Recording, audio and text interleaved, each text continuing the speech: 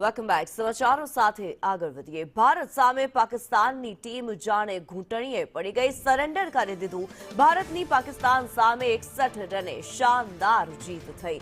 જીત સાથે ભારતનો સુપર 8માં પ્રવેશ થઈ ચૂક્યો છે. ભારતીય બોલર સામે પાકિસ્તાન ઘૂંટણીએ પડ્યું. પાકિસ્તાનની ટીમ 114 રને ઓલ આઉટ થઈ ગઈ.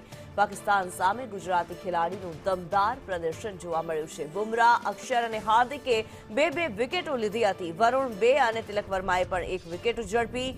ઈશાન કિશને 40 બોલમાં 77 રન ફટકાર્યા. સૂર્યકુમાર 32, તિલક વર્માએ 25 રન ફટકાર્યા. ભારતની જીતની દેશભરમાં ઉજવણી થઈ રહી છે.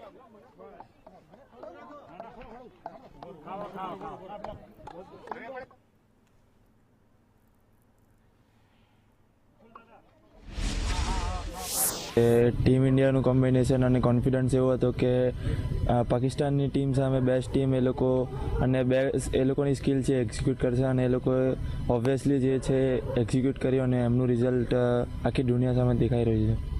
એ લોકોની મેચ અને કોન્ફિડન્સ લાગી રહ્યું છે કે આ વર્ષે પણ ઇન્ડિયા આપણું ઘરે ટાઇટલ લઈને આવશે. ક્રિકેટમાં ઓબ્વિયસલી અપ એન્ડ ડાઉન આવતા રહે છે, તો આજે એનો દિવસ નહોતો પણ બાકીના લોકોએ કોન્ટ્રીબ્યુટ સારું કર્યું અને એક